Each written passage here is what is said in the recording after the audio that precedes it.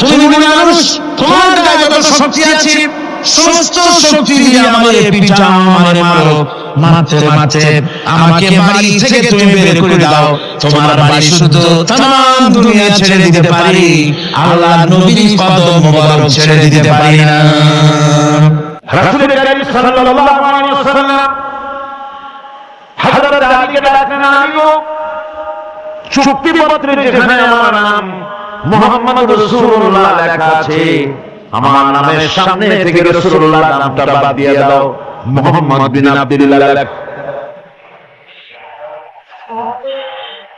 হযরত আলী বলছেন, ইয়া রাসূলুল্লাহ, সারা জীবন আপনার গোলামি করেছি, যা বলেছেন তাই শুনেছি, জীবনটাও আপনার জন্য দেওয়ার জন্য প্রস্তুত আছি। ভবিষ্যতে যত কথা বলবেন সব মাথা পেতে মেনে নেব, কিন্তু আজকের এই হুকুম আমার পক্ষে মানা সম্ভব হবে না।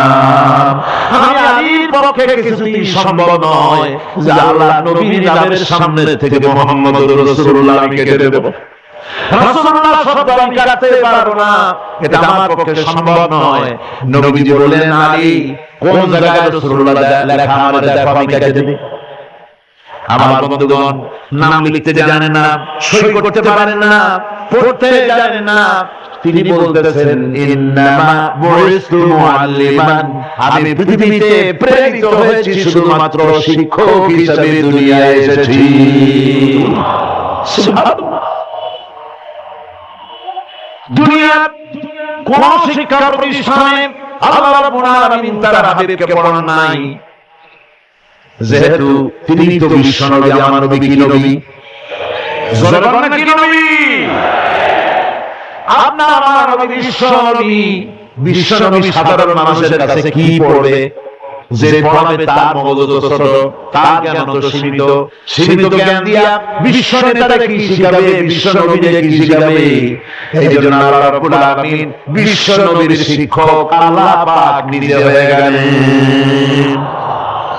কোরআন কারীম বলছে, যখনই নবীদের জ্ঞানের কথা এসেছে তখনই আল্লাহ পাক বলেছেন, আমি জ্ঞান দিয়েছি। লক্ষ্য করো, হযরত ইব্রাহিম আলাইহিস সালাম তার পিতাকে ডেকে বলছেন, ইয়া আবাতি ইন্নী ক্বাদ জাআনি মিনাল ইলমি মা লাম ইয়াতিকা ফাত্তাবি'নি আহদিকা সিরাতান সাবিয়্যা।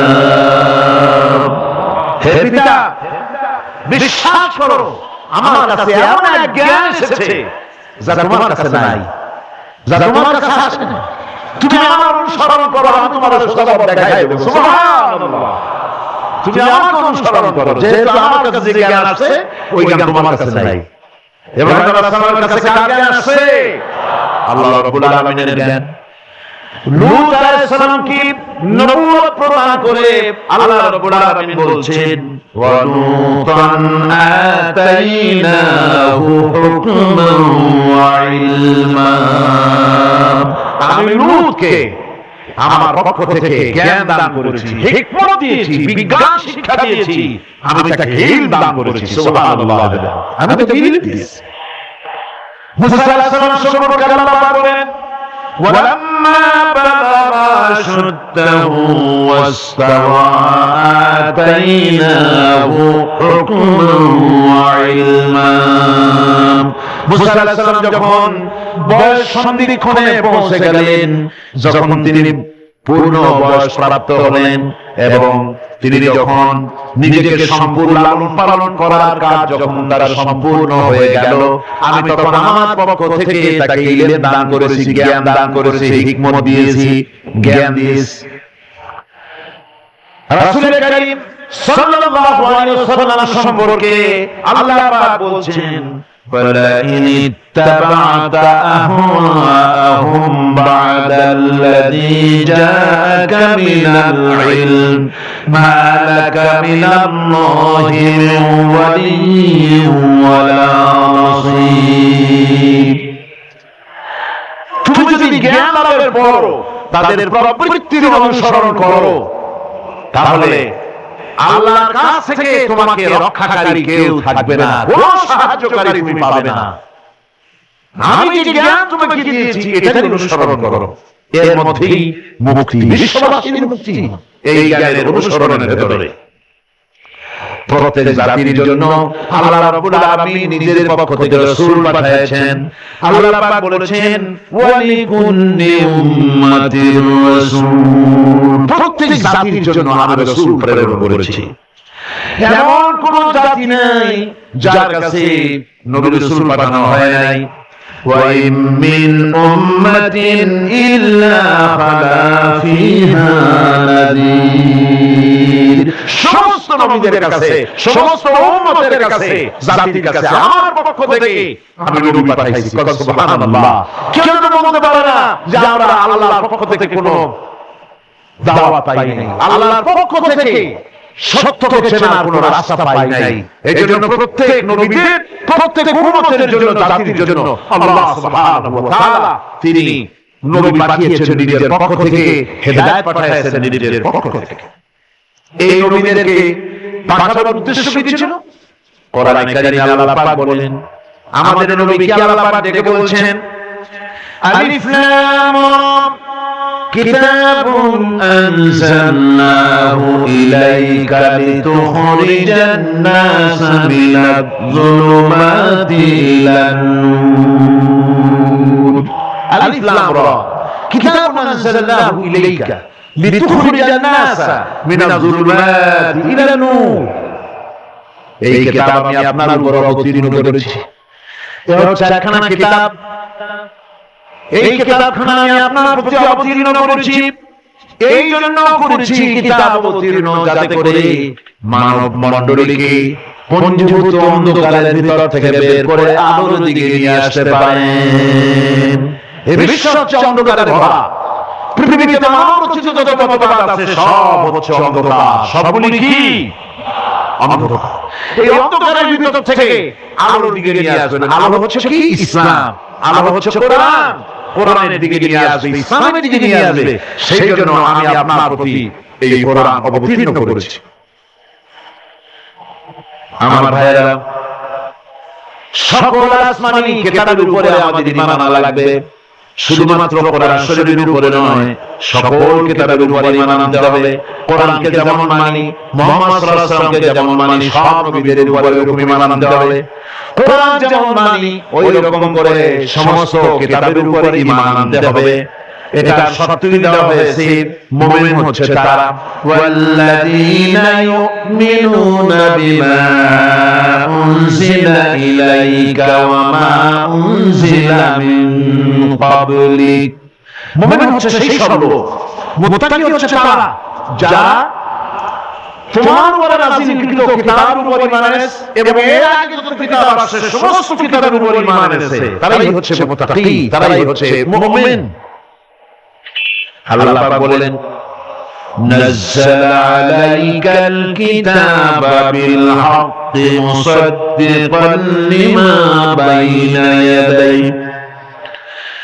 আল্লাহ তোমার প্রতি সত্য সহকারে যে কিতাব নাযিল করেছেন আর এর পূর্বে আগত সকল কিতাবের উপরে এর সত্যতা প্রমাণ করে। এই কোরআন হচ্ছে আগের যত কিতাব নাযিল হয়েছে সমস্ত কিতাবের সত্যতা প্রমাণকারী কিতাব। এই জন্য মুমিনদেরকে বলতে বলা হয়েছে কুল আমান্না বিল্লাহি ওয়া মা উনজিলা আলাইনা ওয়া মা উনজিলা আলা ইব্রাহিম ওয়া ইসমাঈলা ওয়া ইসহাক ওয়া ইয়াকুব ওয়াল আসবাত। বলো আমরা ঈমান এনেছি আল্লাহর প্রতি, আমাদের প্রতি অবতীর্ণ কিতাবের প্রতি, আর ইব্রাহিম, ইসমাঈল, ইসহাক, ইয়াকুব এবং তার আওলাদদের প্রতি যে কিতাব অবতীর্ণ হয়েছে সমস্ত কিতাবের উপর আমরা ঈমান এনেছি। وما أوتي موسى وعيسى والنبيون من ربهم لا نفرق بين أحد منهم ونحن له مسلمون আর মুসা ঈসা অন্যান্য নবীদের উপরে যত কিতাব অবতীর্ণ হয়েছে সমস্ত কিতাবের উপরে আমরা ঈমান আনতেছি আর আমরা হচ্ছি আল্লাহ পাকের আজ্ঞাবহ আমরা হচ্ছি আল্লাহ পাকের বান্দা হয়ে আমরা শামিল আল্লাহ বলছেন এই পৃথিবীতে আমি যত নবী পাঠাইছি সমস্ত নবীদের সাথে তিনটা জিনিস দিয়েছি কয়টা জিনিস তিনটি জিনিস দিয়েছি সমস্ত নবীদের لقد أرسلنا رسلنا بالبينات وأنزلنا معهم الكتاب والميزان ليقوم الناس بالقسط নবীদেরকে স্পষ্ট নিদর্শনাদি সহ এই পৃথিবীতে পাঠিয়ে সেই সঙ্গে তাদেরকে কিতাব দিয়েছি আর তাদেরকে মিজান করেছি বায়ানাত করেছি তিনটা জিনিস দিয়েছি এক দিলাম বায়ানাত আর এক দিলাম কিতাব আর এক দিলাম মিজান কয়টা হলো তিনটি বায়ানাত কি বায়ানাত হলো বায়ানাত হলো জিনিসগুলি কি একজন নবীর আচরণ দেখে বুঝতে পারা যায় সন্দেহে আমি আল্লাহ সুবহানাল্লাহ এটাই হচ্ছে বায়ানাত তার চরিত্র তার আচরণ এগুলি প্রমাণ করে তিনি নবী আমার বন্ধুগণ হযরত খাদিজা রাদিয়াল্লাহু তাআলা যখন ইসলামের দাওয়াত পেয়েছিলেন আল্লাহ নবীর পক্ষ থেকে যখন দাওয়াত পেলেন নবুয়তের তাওহীদের যখন দাওয়াত পেয়েছিলেন একজন স্ত্রী হিসেবে তার স্বামীর প্রতি এত শ্রদ্ধা স্বামীর প্রতি এত ভক্তি শ্রদ্ধা অনাবিল ভক্তি শ্রদ্ধা যার কারণে হযরত খাদিজা একটা মুহূর্তের জন্য এক সেকেন্ডের জন্য দেরি করে নাই কোনো প্রশ্ন তোলেন নাই যা নবী হইলেন কেমনে অথবা আপনাদের তো এই জিনিস দেখছি আপনি নবী হইলেন কেমনে এমন কথা বলেন নাই যখনই নবুয়তের তাওহীদের দাওয়াত পেলেন মা খাদিজাতুল কুবরা সঙ্গে সঙ্গে তিনি পড়ে নিলেন লা ইলাহা ইল্লাল্লাহ মুহাম্মাদুর রাসূলুল্লাহ নবী করিম সাল্লাল্লাহু আলাইহি ওয়াসাল্লাম বলেছেন আকাশের নিচে জমিনের উপরে খাদিজার মতো উত্তম মহিলা পৃথিবীতে আর নাই কি মান আল্লাহ তাকে দিয়েছেন আল্লাহ পাক নিজে হযরত খাদিজাকে সালাম জানিয়েছেন সুবহানাল্লাহ বলবেন হেরা পাহাড়ে হযরত জিবরাইল আলাইহিস সালাম নবীজির সঙ্গে কথা বলছেন ওহী নিয়ে এসেছেন কিছু পরে হযরত জিবরাইল ইয়া রাসূলুল্লাহ আমি দেখতে পাচ্ছি খাদিজা আপনার জন্য খানা নিয়ে আসছেন খাদিজা যখন আপনার কাছে পৌঁছে যাবে আপনি খাদিজাকে বলবেন আল্লাহ রাব্বুল আলামিন আমি আসার সময় আমার বামে খাদিজাকে সালাম জানিয়েছেন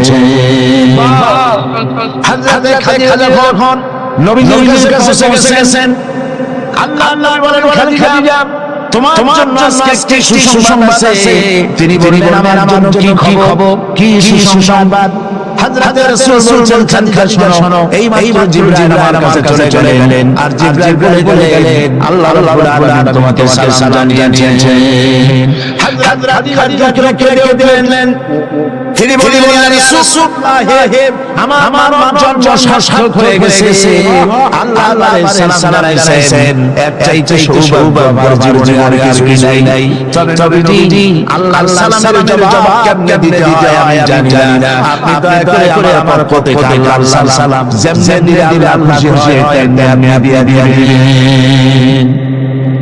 কি মহব্বত স্বামী আর স্ত্রীর ভিতরে ছিল হযরত খাদিজা হযরত রাসূল করিম সাল্লাল্লাহু আলাইহি ওয়াসাল্লাম নবী করিম সাল্লাল্লাহু আলাইহি ওয়াসাল্লামের ঘরে খাদিজা যতদিন ছিলেন আর একটু বিবাহ করেন না হযরত আয়েশা বলছেন নবীজি আমার কাছে ঘুমাচ্ছিলেন গভীর রাতে আমার ভেঙে গেল আমি চিন্তা করলাম নবীজি কোথায় গেলেন মনে করলাম কোন স্ত্রী গেছে নাকি আমি খুঁজতে লাগলাম কোন ঘরে পাওয়া গেল না খুঁজতে অবশেষে আমি নবীজিকে পেলাম রিয়াজুল জান্নাতের ভেতরে মসজিদে নববীর জান্নাতের টুকরার ভিতরে বসে বসে নবীজি মুনাজাত করতেছেন।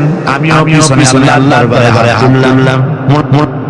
নবীজি বলছিলেন রব্বুল আলামিন কঠিন ওই হাসরের ময়দানে মা তার সন্তান পড়ে যাবে, তার সন্তান যাবে, স্বামী স্ত্রীকে হারায় ফেলবে, স্ত্রী স্বামীকে চিনবে না। ওই কঠিন হাসরের ময়দানে আল্লাহ আমি যেন আমার খাদিজারে হারায় না যাই। মুনাজাত শেষ হওয়ার পর হযরত আয়েশা বলেন ইয়া রাসূলুল্লাহ, খাদিজা এই বুড়ির কথায় কেন আপনার মনে পড়ে? খাদিজার পরে কুমারী মেয়েও বিয়ে করেছেন। খাদিজার কেন কথা বুড়ির কথা বলতে পারেন না? নবীজি বলেন আয়েশা, খাদিজার সম্পর্কে এরকম কথা তুমি বলবে না। তোমরা জানো না, তোমরা সবাই আমার শুধু স্ত্রী, আর খাদিজা আমার স্ত্রী। যখন এই মক্কা নগরীতে মুহাম্মদ সাল্লাল্লাহু আলাইহি ওয়াসাল্লাম ছিল না। হযরত আয়েশা বলেন ইয়া রাসূলুল্লাহ, আমি ক্ষমা চাই, আমাকে মাফ করে দিন। আমি খাদিজার সম্পর্কে কথা উচ্চারণ করব না, তবে খাদিজার সম্পর্কে আমার কিছু কথা শোনান। হযরত নবীজি বলেন শোনো, আমার সঙ্গে বিবাহের পর খাদিজার সম্পত্তিটা ছিল আল্লাহ রাস্তায় সব উজাড় করে দিয়েছে। কতদিন না খেয়ে গেছে, একদিনের জন্য বলে নাই আপনার সাথে বিয়ে হয়েছে বলে আমি খাইয়ে আসি। সারা দাওয়াতের কাজ করে আমি যখনই দরজার কাছে ফিরেছি, যত রাত হোক কেন একবার বলেছি খাদিজা, অমনি দরজা খুলে গেছে। আমি প্রশ্ন করেছি খাদিজা, যত রাতে আসলাম একদিনও দুইটা দাও লাগলো না, নবীকে দাও না। হযরত খাদিজা বলেছেন ইয়া রাসূলুল্লাহ, আপনি দিনের দানের জন্য ব্যস্ত কষ্ট করেন, আমি মনে ভাবি আমি যদি ঘুমায় রাতের বেলায় আর নবীজি যদি দরজার কাছে এসে খাদিজা ডাকাডাকি করেন, উঠতে যদি আমার দেরি হয়, আল্লাহ নবীর সঙ্গে বেয়াদবি হয়ে যাবে। এইটা করে বিছানা ঘুমায় যতক্ষণ আপনি না ফেরেন, এই দরজার সাথে পিঠ লাগায়া হযরত আয়েশা বলেছেন আমাদের ঘরে রান্না তেমন হতো না, আমাদের ঘরে তেমন গোশত খাওয়ার সুযোগ আমাদেরকে তেমন হতো না। যদি কোনদিন আমাদের ঘরে দুম্বা বা ছাগল হতো, গোশতগুলি কেটে ভরে সমস্ত স্ত্রীদের ঘরে দিয়ে দিতেন। এরপরে কয়েকটা গোশতের টুকরা নিয়ে হযরত খাদিজা মদিনার গলিতে ঘুরতেন। খাদিজার জায়গা সুবহানাল্লাহ। নবী সাল্লাল্লাহু আলাইহি ওয়াসাল্লাম তার স্ত্রীদেরকে ভালোবাসতেন, আর স্ত্রীরাও নবীর জন্য ভালোবাসতেন, ভালোবাসা দিতে। স্ত্রী অধিকার ইসলাম দিয়েছে, আর কেউ দিতে পারে না। আর স্ত্রীদের মধ্যে সবচেয়ে উত্তম স্ত্রীকে নবীজি বলেছেন দুনিয়া কুল্লুহা মাতাউন ওয়া খায়রুল মাতাঈদ দুনিয়া ইমরাতুন সালিহা। দুনিয়ার সব এর মধ্যে উত্তম নিয়ামত হচ্ছে পতিপরায়ণা। সুবহানাল্লাহ। হুজুর বলেছেন তিনটি জিনিস আমি পছন্দ করি, তিনটি জিনিস আমার প্রিয়। একটি হলো নামাজ, একটি হলো সুগন্ধ, আর একটি হলো স্ত্রী। সুবহানাল্লাহ। এই স্ত্রীকে সমান অধিকার দিয়েছে নবীজি। আল্লাহর ইসলাম সমান অধিকার দিয়েছে। নারীর অর্থনৈতিক অধিকার প্রতিষ্ঠিত করেছে ইসলাম, তাকে অর্থনৈতিক অধিকার দিয়েছে, মহর ব্যবস্থা করেছে। কোরআন বলছে ফাতুহুন্না উজুরাহুন্না ফারিদা, খরচ রূপী দায়িত্ব হিসাবে স্ত্রীর মহারানা টাকা আদায় করে দাও। বহু মুসলমান আছে মহারানা টাকা আদায় করে না, বরং আজকাল নতুন সিস্টেম চালু হয়েছে মানুষকে শোনাবার জন্য। বিবাহের বলতেছে বলা হয় অমুকের মেয়ে অমুকের ছেলে বিয়ে মহারণা কত 5,55,555 সামনে টাকা বা পয়সা জিরো থাকতে পারবেন একটা নিয়ম করে নিচ্ছে এই টাকাগুলি মহারণার টাকা সঠিকভাবে আদায় হয় না অনেক ক্ষেত্রে একথা ঠিক কি বরং ভুল করে মহারণা আদায় করা হয় মেয়ে পক্ষের কাছ থেকে কন্যা পক্ষের কাছ থেকে এইটাকে কি বলা হয় এইটাকে কি বলা হয় এটা হলো যৌতুক নামের কৌতুক মেয়ে পক্ষের কাছ থেকে টাকা আদায় করা মেয়ে পক্ষ যদি শেষ করে বর পক্ষকে যদি টাকা দেয় পয়সা দেয় গাড়ি দেয় বাড়ি দেয় পুনা পত্তি দেয় দিতে পারে কিন্তু ডিমান্ড করে নেওয়া সম্পূর্ণ হারাম কন্যার পিতার মাতা 12 বছর 18 বছর 20 বছর 25 বছর লালন পালন করে কলিজার টুকরা সন্তান দিয়ে দিল এর চাইতে টেলিভিশন গাড়ি বেশি হয় কি করে এই যৌতুক বাংলাদেশের সর্বত্র আছে অবশ্য চট্টগ্রামে নাই আছে ছেলে পাস করে ইঞ্জিনিয়ারিং পড়ে লয়ার হয়েছে পিতার ধারণাই হয় সন্তানকে পড়াতে যত খরচ হয়েছে কন্যা পক্ষে কাছ থেকে আদায় করে নেব এবং সেই জন্য বিয়ের সময় দাবি করা হয় বিয়ের সময় দাবি করা হয়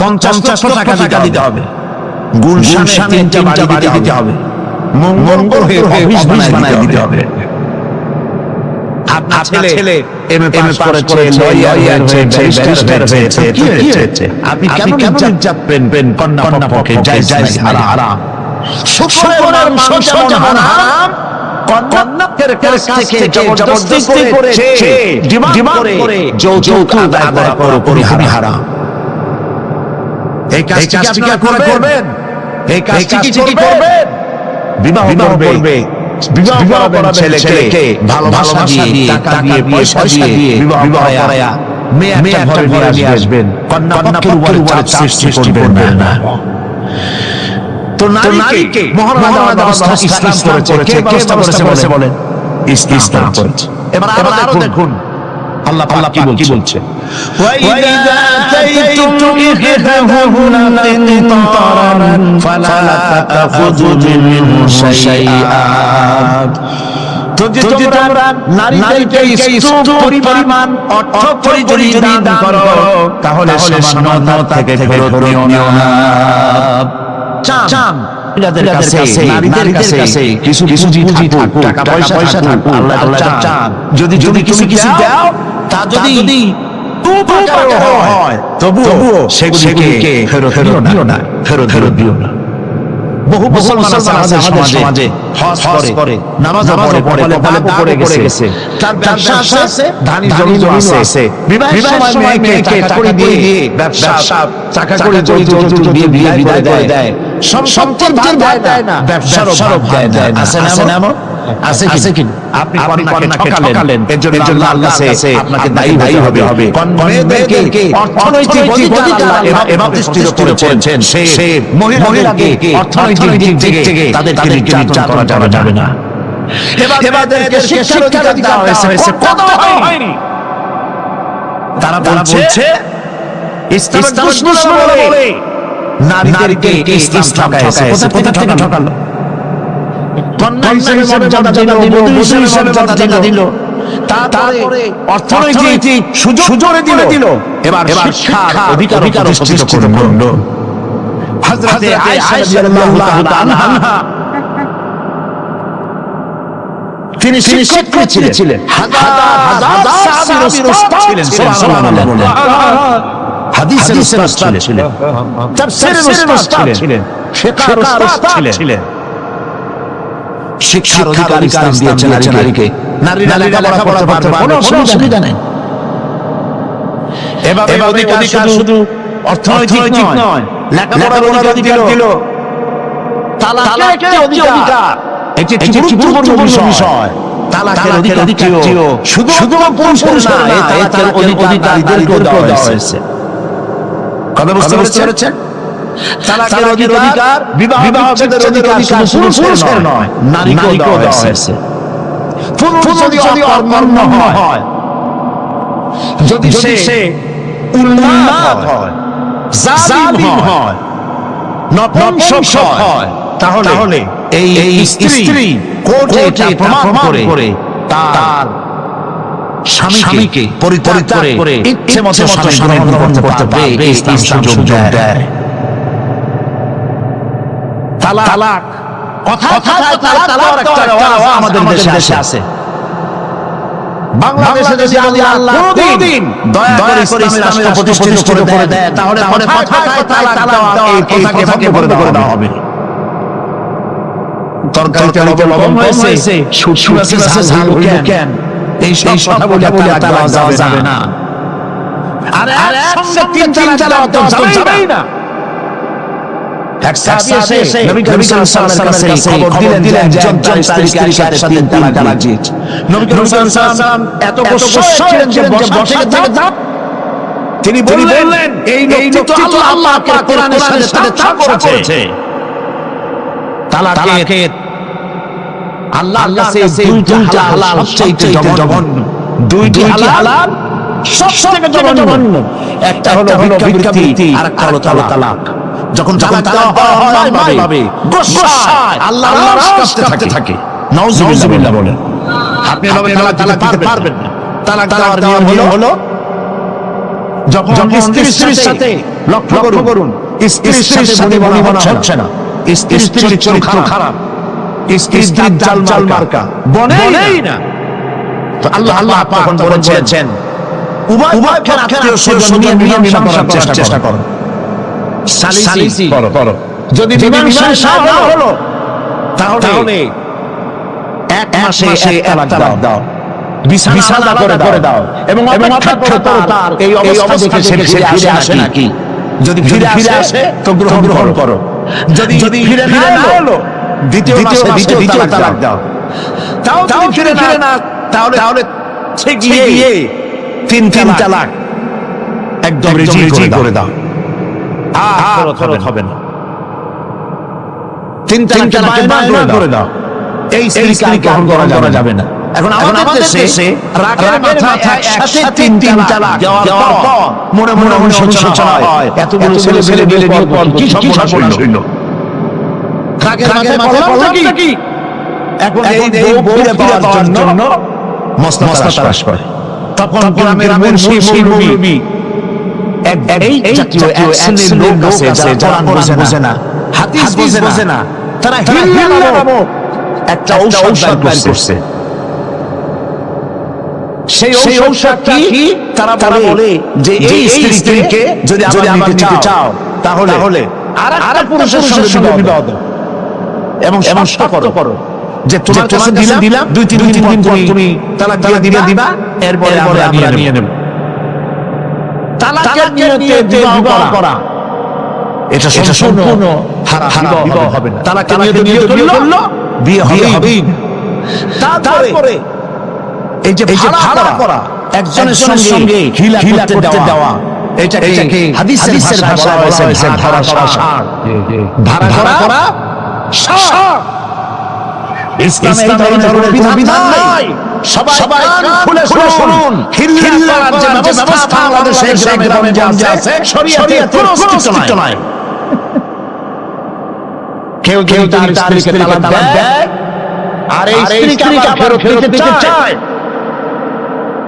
পর্যন্ত ফেরত দিতে পারবে না। একটা পথ আছে, সেই পথটা হলো এই সে কোনো স্বামী গ্রহণ করেন, আর সেই স্বামী যদি ইচ্ছে করে ঘটনাচক্রে তালাক দেয় অথবা ঘটনাচক্রে সেই স্বামীর যদি মৃত্যু হয়, তাহলে কেবল প্রথম স্বামীর কাছে আসতে পারবে, এছাড়া প্রথম স্বামীর কাছে আসা আবার পর্যন্ত সম্ভব নয়। এইটা ইসলাম করেছে দৃষ্টান্তমূলক শাস্তি দেওয়ার জন্য। কথায় তালাক দেবা বাগধারায় মরিচ হইল কেন, এই সব শয়তানি চলবে না। এইটার জন্যই এই বিধান করা হয়েছে। তালাক কখনো রাগের মাথায় এই জঘন্য কাজ কেউ করবেন না। যদি করতেই হয় তাহলে 3 মাসে 3 তালাক হবে, একসাথে 3 তালাক দেওয়া যাবে না। যদি কেউ একসাথে 3 তালাক দিয়ে বসে তালাক হয়ে যাবে, এটাও মনে রাখবেন। তালাক হয়ে যাবে, তবে আল্লাহ পাক অসন্তুষ্ট হবেন, নারাজ হবেন, গুসায় আল্লাহর কাছে থাকে। এই কাজটি কখনো করবেন না। আল্লাহ তালাক চান না। আল্লাহ চান স্বামী স্ত্রীর মধ্যে মহব্বত পয়দা হোক। সুবহানাল্লাহ। যদি স্ত্রীর উপরে রাগ হয়, কখনো মন খারাপ হয়, আল্লাহ বলছেন ওয়ালা তানসাউল ফাদলা বাইনাকুম, তোমরা পরস্পরের অনুগ্রহকে ঘুরে আজকের ব্যাপারে মন খারাপ হইছে, তুমি চিন্তা করো তোমার জীবনের অনেক ক্ষেত্রে এই স্ত্রীর অনেক অবদান আছে, সেগুলিকে মনে করে আজকে মাফ করে দিলেই তো সার। সুবহানাল্লাহ।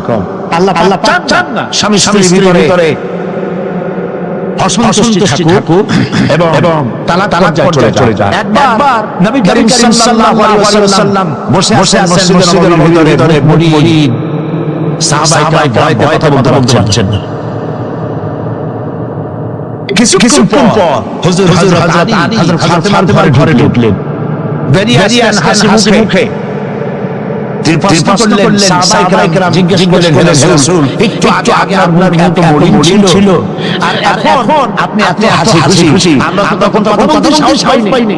হুজুর কি হইছে? আল্লাহর নবী বলেন, ওদের মধ্যে মনোমালিন্যের সৃষ্টি হয়েছিল, আর আমার মনটা খারাপ হয়ে গিয়েছিল। ওদের বুঝতে পারছেন তো? হযরত আলী এবং ফাতেমার মধ্যে মনোমালিন্য সৃষ্টি হয়েছিল, আমার মনটা খারাপ হয়ে গিয়েছিল। আমি ভেতরে গেলাম, উভয়কে উভয়ের সঙ্গে কথা বললাম। এখন তারা দুজনের মধ্যে তাদের বুঝাবুঝি হয়েছে, আমার মনটা খুশি হয়ে গেছে।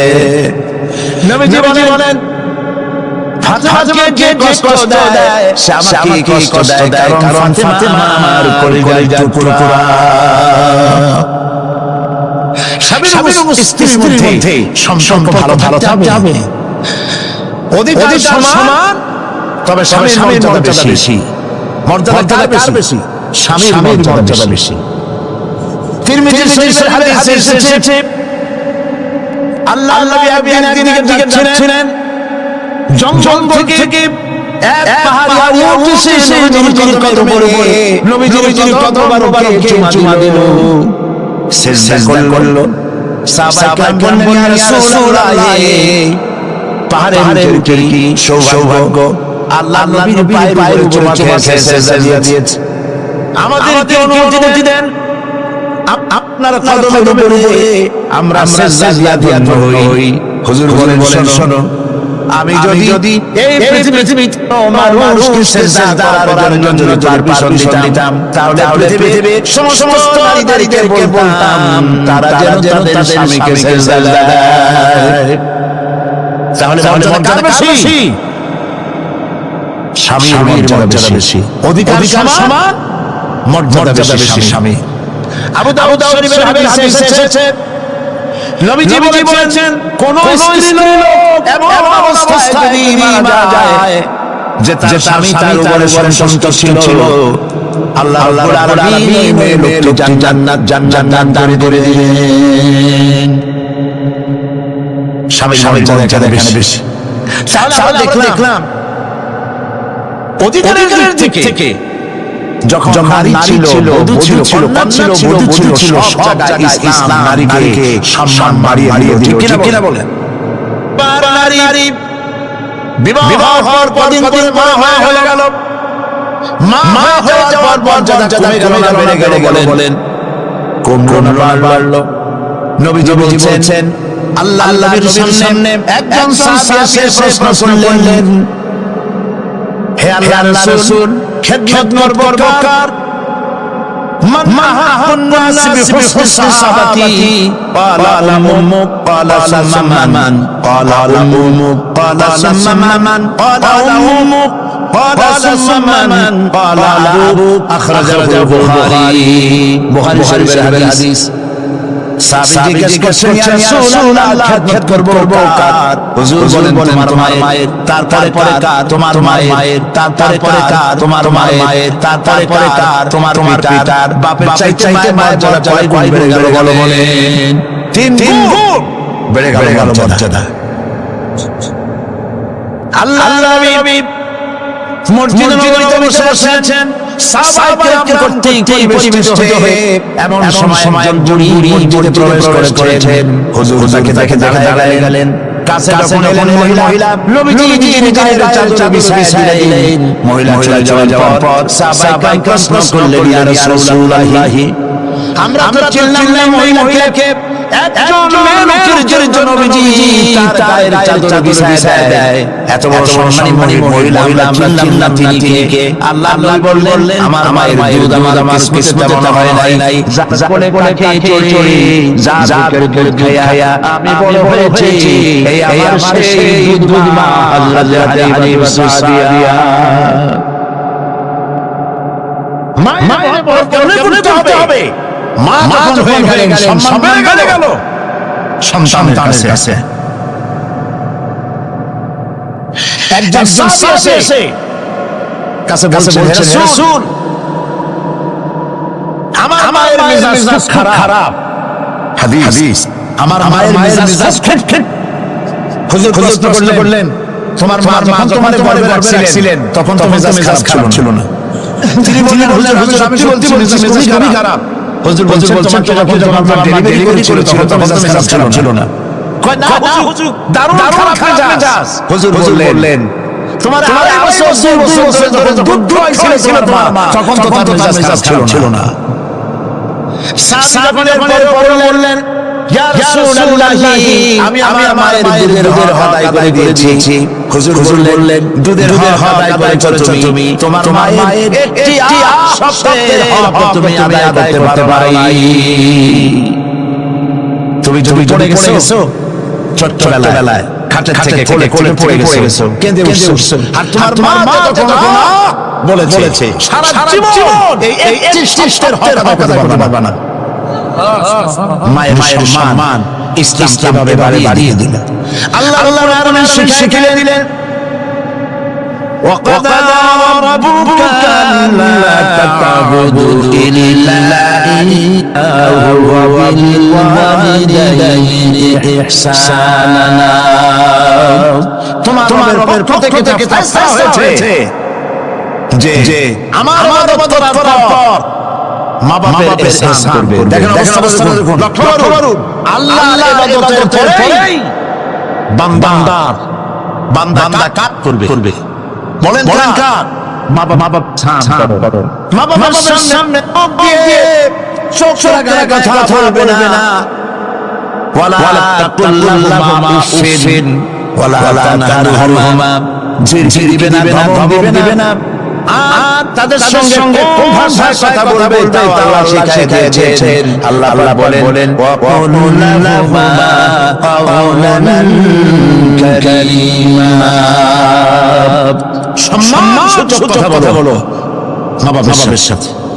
আর ঠিকানা দিলেন বান্দারা, তোমার মা বাবার জন্য আমার কাছে এই ভাষা করো, রব্বিরহামহুমা কামা রাব্বায়ানি সাগীরা। আমার রব, আমার বাবা ছোটবেলায় আমাকে যেভাবে স্নেহের লালন পালন করেছে, আল্লাহ পাক দয়া করে আমাকে আমার পিতামাতাকে তোমার রহমতের কোলে লালন পালন করো।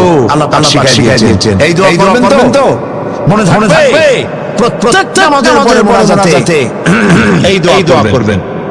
মা বোনেরা লেখাপড়া করতে পারবেন, চাকরি করতে পারবেন, জিহাদে যেতে পারবেন, সবই করতে পারবেন পর্দার ভিতরে থেকে। আল্লাহ কোরআনে কারীমে বলেছেন, ওয়াকারনা ফি বুয়ুতিকুন্না ওয়ালা তাতাবাররাজনা তাবাররুজাল জাহিলিয়াতিল উলা। ওয়াকারনা ফি বুয়ুতিকুন্না, তোমরা তোমাদের ঘরের মধ্যে থাকো, আর জাহিলিয়াতের যুগ মত করে সাজসজ্জা করে তোমরা বেরিও না। ক্ষমা করে বেরিও না, সৌন্দর্য প্রদর্শন করো না। বিভিন্ন দেশে মিস সৌন্দর্যের সুন্দর প্রতিযোগিতা হয় না, হয় কিনা? সুন্দর প্রতিযোগিতা হয় বিভিন্ন দেশে। Miss China, miss miss American, এভাবে নাম হয়। সুন্দর প্রতিযোগিতা কি? সুন্দর প্রতিযোগিতাতে গিয়ে বিচারমণ্ডলী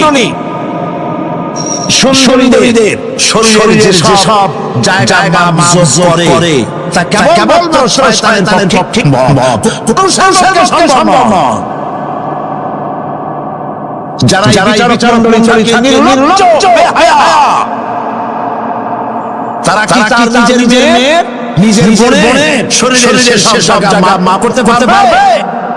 লম্পট বাংলাদেশে সুন্দরী প্রতিযোগিতা পর্যন্ত হতে হবে না। পর্দার বিষয়টি আলোচনা করতেছিলাম। পর্দা করা ফরজ। পর্দা করা কি? ফরজ। নবীজি বলেছেন এমন এক সময় রাসূলুল্লাহ সাল্লাল্লাহু আলাইহি ওয়াসাল্লাম নিসাউন কাসিয়াতুন আরিয়া মুমিনাতুন মাইলাতুন রুসুহুন্না কালবুখতিল মাইলা ইয়াদখুলুল জান্নাতা ওয়া লা ইয়াজিদনা রিহাহা। আখরাজাহু মুসলিম। আল্লাহর নবী বলেন এমন জামানা যখন বস্ত্র পরিধানকারী উলঙ্গ হবে মেয়েগুলি উটের চোটের মতো খোপা বেঁধে মরার সময় হেরে দুলে পর পুরুষে আকর্ষণ করে রাস্তায় চলাফেরা করবে। এদের কথা জান্নাতের সুগন্ধ এদের প্রবেশ করবে না। কাসিয়াতুন আরিয়া বস্ত্র পরিধানকারী উলঙ্গিনী। কথা শুনতেছেন আপনারা? বুঝতে পারতেছেন? বস্ত্র পরিধানকারী উলঙ্গিনী কেমন করছে? যা পড়া না পড়া তাই জান্নাতে যেতে পারবে না। এই জন্য অশালীন পোশাক দিতে হবে। রাসূলুল্লাহ বলেছেন আরাফাতের ময়দানে তোমরা যেমন খাবে তোমাদের মেয়েদেরকে স্ত্রীদেরকে তেমন পরাবে। তোমরা যেমন খাবে তেমন তাদের খাওয়াবে। তোমরা যেমন পরবে তেমন তাদেরকে পরাবে। কেউ অর্থ করেছে যেমন খাবো তেমন খাওয়াবো। এটা তো ঠিক আছে। যেমন করি তেমন তাদেরই পরাতে হবে। পুরুষ প্যান্ট পরে মেয়েদের প্যান্ট পরানো শুরু করছে। নাউযুবিল্লাহ বলেন। কিয়ামতের অনেকগুলি আয়াত আছে। হযরত আলী রাদিয়াল্লাহু তাআলা হাদিস করেছেন কিয়ামতের পূর্বে 15টি লক্ষণ প্রকাশ পাবে। তিরমিজি শরীফের হাদিস। তার মধ্যে একটি লক্ষণ হলো এই মেয়েরা পুরুষের পোশাক পরবে, মেয়েদের পোশাক। এটা তো শুরু হয়ে গেছে। শুরু হয়েছে কিনা? মেয়েরা আমাদের দেশেও এই প্রচলন শুরু হয়েছে। কোন ক্ষেত্রে মহিলারা প্যান্ট শার্ট ইত্যাদি চাদরবিহীন এগুলি পরে রাস্তায় বেরোনো শুরু হয়ে গেছে। পুরুষগুলি আমাদের দেশে কম, বিদেশে দেখেছি দুল পরে। আমাদের দেশে দুল পরা শুরু করছে কিনা আমাকে এখনো পড়ে নাই। আছে আমি তো এত খাতায় দেখি তারপর নজরে পড়ে নাই। তবে চেন দেখেছি, সোনার চেন বহু নজরে পড়েছে। গলায় পরে পুরুষ মাকে প্রচন্ড শীতে সামনে তিন চারটা বোতাম খোলা রাখে যাতে মানুষ বুঝে উনি কিছু পড়ছে। হারাম পুরুষের জন্য কারো যদি খুলে আছি বউ থাকলে বলে দাও, না থাকলে বলে দাও, থাকলে কিছুদিন আগে বউ আসলে তারে বলে দিও। তোমার হারা বিদেশে কানে দুল পরে, নাকে ফুল পরে। আমি অবাক হয়েছি ঠোঁটে সিম্পল পরে। বাদ ভাই কেমনে আল্লাহই জানে। শয়তান কানে বলে না, আমাদের দেশে জিহ্বায় ঠোঁটে আমি দেখি না। আমি ইউরোপ আমেরিকা দেখেছি মাথার চুল চতুর্দিক থেকে কেটে মাথা চামচির উপরে তালটির দিকের মতো বানায় রাখে। আবার দুই থেকে কামাইয়া মাথার উপরে তালার মতো রঙিন চুল করে রাখে। আবার পিছনে চুল ছোট কেটে ওইখানে বাড়ি মর লিখে রাখে। আমি দেখে বলছি শয়তান ধরে এই সব দেখে আলী কান বলবে যে আমি শয়তান ছিলাম কেন আমার তো মারাত্মক হয়ে গেছে। মানুষ এই শয়তানদের উন্মুখ করে নাউজুবিল্লাহ বলে। এই জন্য পোশাকের ব্যাপারে মা বোনরা কেমন পোশাক পরবে আল্লাহ পাক কোরআনের মধ্যে বলে দিয়েছেন। ওরা অধিকার দিতে চায়, নারীকে পুরুষ বানায় পুরুষ অধিকার দিতে চায়, আর ইসলাম নারীকে নারীর মর্যাদায় রেখে পুরুষ অধিকার। কথাটা পার্থক্য আছে কি নাই? বুঝতে পেরেছেন কিনা? নারী পোশাক স্বাধীন মার্জিত। আল্লাহ কোরআন শরীফের মধ্যে বলেছেন মহিলারা এমন একটা কাপড় পরবে যেই কাপড়টা এমন শাড়ি পরার অথবা সালোয়ার কামিজ পরার পর পরার পর এর উপর একটা চাদর পরবে, যেই চাদরটা মাথা করাটা ঢেকে যায়। এমন একটা চাদর পরা আল্লাহ পাক খরচ করে দিয়েছেন প্রতি বয়স না করে। সেই জন্য মা বোনদেরকে তাদের কাপড় স্বাধীন হবে। কোরআন শরীফে আল্লাহ বলেছেন ওয়ালা তারাবুজ জিনা ইন্নাহু কানা ফাহিশাতান ওয়া সাবিলা। জিনা করার কথা জিনা নিকটটিও না। এখন জিনা নিকটটি কিভাবে হয়? জিনা করা তো দূরের কথা, জিনা কাছেও না। জিনা কাছে যাওয়ার জন্য এগুলি হচ্ছে রুট, অশ্লীল গান, অশ্লীল বাজনা, সৌন্দর্য প্রতিযোগিতা, অশালীন অমার্জিত কাপড় পরে রাস্তায় বেরোনো, এগুলি জিনা ব্যভিচার পথকে বাড়িয়ে দেয় বলে জন্য মহিলাদের চাদর কথা বলা হয়েছে, বোরকা কথা বলা হয়েছে, হিজাব এবং নিকাব কথা বলা হয়েছে। মহিলাদের ঘরিয়াতের জন্য জিহাদের ফজিলত বয়ান করার পর মা বোন করেছেন আমাদের জিহাদের উপায় কি? হুজুর বলেছেন আলাইকুন্না বিল বাইতি ফাইন্নাহুম জিহাদুকুন্না। তুমি ঘরে থাকো, ঘর তোমার জন্য জিহাদ, সন্তান প্রতিপালন করা এটাই তোমার জন্য জিহাদ। নারীরা ব্যবসা করতে পারবে, রাজনীতি করতে পারবে, সমাজ করতে পারবে, সব পারবে, কিন্তু পুরুষের সাথে মেলামেশা থেকে নিজেকে অবশ্যই দূরত্ব ব্যবধান রেখে চলতে হবে। মেলামেশাকে ইসলাম হারাম করেছে। এই বিশ্ব পরিস্থিতি একটি পরিসমাপ্তি ঘটে যাবে। বিশ্ব পরিসমাপ্তির পর কিয়ামত অনুষ্ঠিত হবে। সেই কিয়ামতের দিন দুটি ভাগ হবে, এক ভাগ যাবে জাহান্নামে আর এক ভাগ যাবে জান্নাতে। এখন এই জাহান্নামটা কি ধরনের হবে সে সম্পর্কে কোরআন বলছে ইন্না জাহান্নামা কানাত মিরসাদা। জাহান্নাম হচ্ছে ঘাঁটি বিশেষ, লিত্তাগীনা মাআবা, যাহা বিদ্রোহীদের আবাসস্থল, লাবিসিনা ফিহা আহকাবা, যার ভেতরে মানুষেরা জামিরা যুগের পর যুগ অবস্থান করবে। লা ইয়াযুকুনা ফিহা বারদান ওয়ালা শারাবা, এবং সেখানে কোনো ঠান্ডা বা পানীয় শুকনো পানীয় তাদের কিছু হবে না। ইল্লা হামিমা ওয়া গাসসাকা, সেখানে পান করার জন্য তারা পাবে উত্তপ্ত গরম পানি আর ক্ষতের ক্ষরণ পুঁজ রক্ত। নাউযুবিল্লাহি মিন যালিক। জাযাআন বিফাকা, এটি হচ্ছে তাদের কৃতকর্মের পূর্ণ ফল।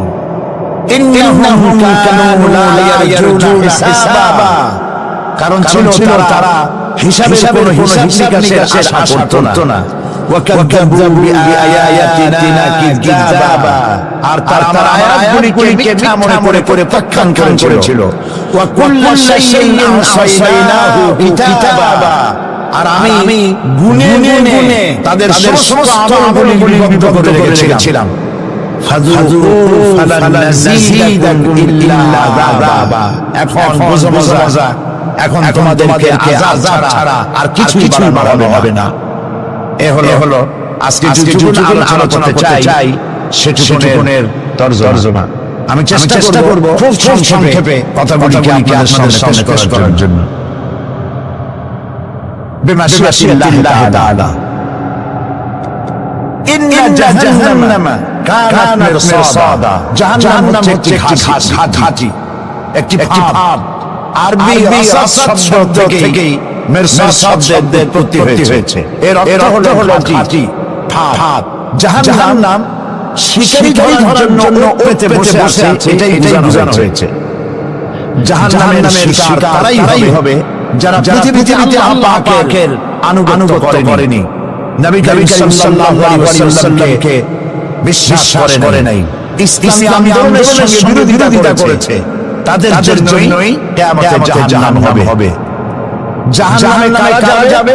শাস্তি কি ধরনের হবে, আর জাহান্নাম থেকে কারা মুক্তি পাবে, এটাই হবে আজকের মূল আলোচনা। আল্লাহ রাব্বুল আলামিন কোরআনে কারীমের মধ্যে বলছেন, ওয়ালাকাদ যারানা লিজাহান্নামা কাসীরাম মিনাল জিন্নি ওয়াল ইনস লাহুম কুলুবুন লা ইয়াফকাহুনা বিহা ওয়া লাহুম আ'য়ুনুন লা ইউবসিরুনা বিহা ওয়া লাহুম আযানুন লা ইয়াসমাউনা বিহা উলাইকা কাল আনআম বাল হুম আদাল উলাইকা হুমুল গাফিলুন। ولقد ذرأنا لجهنم كثيرا من الجن والإنس। মানুষ এবং জাতির ভিতরে বিরাট সংখ্যক, একটি বিশাল সংখ্যক মানুষ আর জিনকে জাহান্নামের জন্য তৈরি করা হয়েছে। এদের পরিণতি হবে জাহান্নাম। কাদের? লাহুম কুলুবুন লা ইয়াফকাহুনা বিহা। যাদেরকে আমি কান দিয়েছি, অন্তরকরণ দিয়েছি, সেই অন্তরকরণ দিয়ে, সেই মন দিয়ে, সেই চিন্তা দিয়ে, সেই চেতনা দিয়ে, সেই প্রজ্ঞা দিয়ে, সেই মেধা দিয়ে তারা আমাকে চিনতে চেষ্টা করলো না। এদের বিবেক আছে, সব বুঝেছে, কিন্তু আমাকে বুঝতে পারে নাই।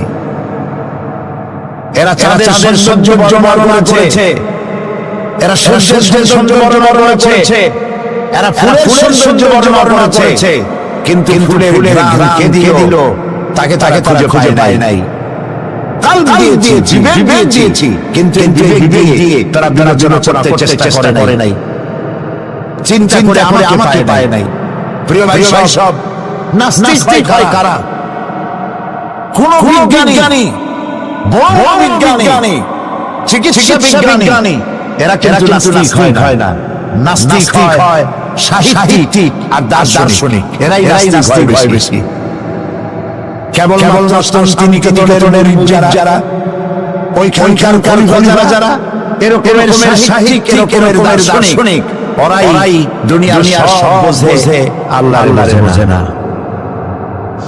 এদের চোখ দিয়েছি, এরা দুনিয়ার সব সৌন্দর্য উপভোগ করে, কিন্তু আমাকে চিনতে চেষ্টা করে না।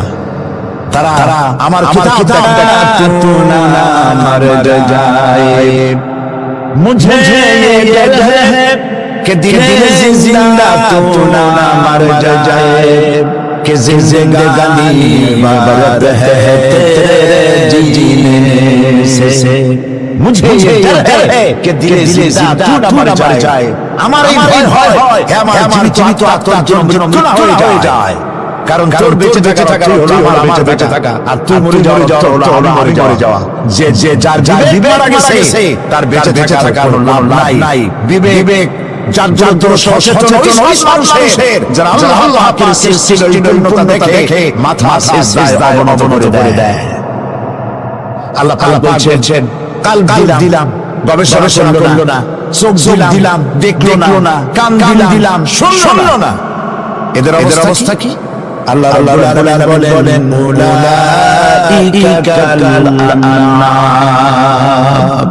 এরা চতুষ্পদের মতো, এরা পশু। এরপরে আল্লাহ পাক বলছেন, আবাল, পশুর চাইতে নিকৃষ্ট। প্রিয় ভাই সব, জাহান্নাম বড় কঠিন জায়গা। হাসরবাসীরা জাহান্নামের গর্জন শুনতে পাবে। খুব কঠিন জায়গার দিকে আমরা প্রতি মুহূর্তে অগ্রসর হচ্ছি। আল্লাহ জাহান্নাম থেকে আমাদেরকে রক্ষা করেন, আমরা বলি আমিন। কিয়ামতের ময়দানে জাহান্নামের গর্জন হাসরবাসীরা শুনতে পাবে। আল্লাহ রাব্বুল আলামিন বলেন, ইদা উলকু ফিহা সামিউ লাহা শাহীকাতান ওয়া হিয়া তাফুর। যখন জাহান্নাম গর্জন করতে থাকবে, জাহান্নামের প্রচন্ড গর্জন, তাকাদু তামাইয়াজু মিনাল গায়ব, মনে হবে যেন জাহান্নাম গোসায় পেটে পড়তে চাইছে। كلما ألقي فيها فوج سألهم خزنتها ألم يأتكم نذير। যখন কোন দলকে জাহান্নামের কাছে নিয়ে যাওয়া হবে, জাহান্নামের দ্বার বলবে, কেন জাহান্নামে আসলি? এই কঠিন জাহান্নামের পরিণতি সম্পর্কে কেউ তোমাদের কিছু শোনায় নাই, কোন সতর্ককারী কি তোমাদের কাছে আসে নাই? জাহান্নামীরা বলবে, ক্বালু বালা ক্বাদ জাআনা নাযীর। হ্যাঁ, আমাদের কাছে সতর্ককারী এসেছিল। فكذبنا وقلنا ما نزل الله من شيء। আমরা সতর্ককারী আমাদেরকে জাহান্নামের কথা বলেছেন, জান্নাতের কথা বলেছেন, আমরা এটাকে মিথ্যা মনে করেছি আর মনে করেছি আল্লাহ সব কিছুই নাযিল করেন নাই। জাহান্নামীরা আফসোস করে বলবে, وقالوا لو كنا نسمع أو نعقل ما كنا في أصحاب السعير। আরে যদি শুনতাম নাসমানি মানতাম, যদি মানতাম আলেমেরা যা বলেছিলেন কোরআন থেকে হাদিস থেকে, নবীরা যা বলেছিলেন, যদি মানতাম আর যদি বুঝতাম আমল করতাম, আজকে জাহান্নামের কঠিন শাস্তির মুখোমুখি আমাদেরকে হতে হতো না। প্রিয় ভাই সব, জাহান্নাম কঠিন জায়গা হবে। এই জাহান্নামে কারো মৃত্যু হবে না। এই পৃথিবীতে রোগ হোক, যত মারাত্মক রোগ হোক, একদিন রোগী জরাজীর্ণ হয়ে ক্লান্তি হয়ে মৃত্যু হয়ে যাবে ঠিক, কিন্তু মানুষ যখন জাহান্নামে চলে যাবে, মৃত্যু যতই কামনা করুক না কেন মৃত্যু আসবে না। আল্লাহ বলেছেন, সুম্মা লা ইয়ামুতু ফিহা ওয়া লা ইয়াহইয়া। জাহান্নামের কঠিন শাস্তি, মানুষ সেখানে বাঁচবেও না, মরবেও না, এমন অবস্থার মুখে হতে হবে পৃথিবীর মানবদলিকে, কাফেরদেরকে যারা যাবে। জাহান্নামীরা মৃত্যু কামনা করবে, বলবে আরে যদি মরে যাইতাম। কোরআনে কারীমের রব্বুল আলামিন বলেছেন, লা তাদউ সুবুরান ওয়াহিদান ওয়া তাদউ সুবুরান কাসীরা। এক মুহূর্ত কামাই করো না, একটা মৃত্যু কামনা করো না, হাজার মৃত্যু কামনা করো, মৃত্যু আর আসবে না। এই জাহান্নামের কঠিন শাস্তির ভিতরে মানুষকে থাকতে হবে। প্রিয় ভাই সব, এই জাহান্নামে সামান্য পাপের কারণে, যে কোনো পাপের কারণে জাহান্নাম হবে না। এই জাহান্নামে কারা যাবে তার একটি বয়ান আল্লাহ পাক শরীফের মধ্যে বলে দিয়েছেন, একটি আয়াতের মধ্যে। আল্লাহ রাব্বুল আলামিন বলেন, ألقيا في جهنم كل كفار عنيد مناع للخير معتد مريب। প্রত্যেকটা শিকারীকে জাহান্নামে যেতে হবে। যারা আল্লাহ শিকার করেছে তাদেরকে জাহান্নামে নিক্ষেপ করা হবে। যে সত্যের পথে প্রতিবন্ধকতার সৃষ্টি করেছে, ইসলামী আন্দোলনের বাধা সৃষ্টি করেছে, আল্লাহকে সীমা লঙ্ঘন করেছে, দ্বীনের প্রতি সন্দেহ করেছে, আর আল্লাহর সাথে শিরক করেছে, তাদের সকলকেই জাহান্নামে যেতে হবে। নাউযুবিল্লাহি মিন যালিক। আল্লাহ পাক এর থেকে আমাদের হেফাজত করুন। আমরা বলি আমিন। প্রিয় ভাই সব, নবী রাসূলগণ তারা এই পৃথিবীতে আল্লাহর দেওয়া জীবন বিধান নিয়ে এসেছিলেন। একটু অস্বীকার যারা করবে তাদেরকে কিয়ামতে জাহান্নামে নিক্ষেপ করা হবে। প্রতি মুহূর্তে আল্লাহর রহমতের উপরে বেঁচে থেকে যারা আল্লাহকে কৃতজ্ঞতা স্বীকার করবে না তাদেরকেও জাহান্নামে যেতে হবে। কোরআনে কারীমে আল্লাহ বলেছেন, লা ইন শাকারতুম লাযীদান্নাকুম ওয়া লা ইন কাফারতুম ইন্না আযাবি লাশাদীদ। আমার নেতৃত্বে কৃতজ্ঞতা যারা স্বীকার করবে, আমার নিয়ামতের শুকর যারা করবে, আমি তাদের নিয়ামতকে বাড়ায় দেব। আর যারা অস্বীকার করবে, শুকর আদায় করবে না, তাদের জন্য শাস্তি দেওয়া হবে। এই জন্য আল্লাহ পাকের নিয়ামতের শুকরিয়া আদায় করতে হবে। দুই নম্বরে আল্লাহ পাকের হুকুম মেনে জীবন পরিচালনা করতে হবে। নবীরা আল্লাহ পাকের পক্ষ থেকে যে দিন নিয়ে এসেছেন, ওই দিনের আনুগত্য করতে হবে, বিরোধিতা করা যাবে না। যারা ইসলামী আন্দোলনের বিরোধিতা করবে, আল্লাহর দ্বীন প্রতিষ্ঠার পথে যারা বিরোধিতা করবে, যাবে কোথায়? জাহান্নাম। ভাই সব, জাহান্নাম কঠিন হবে। সেদিন কেউ সুপারিশ করবে না, কোনো উপায় থাকবে না। কিয়ামতের মানে আমার ছেড়ে হবে। জাহান্নামী নামে আমলনামা পেছন থেকে হাতে আসবে। কোরআনে কারীমে আল্লাহ বলেন, ওয়া আম্মা মান উতিয়া কিতাব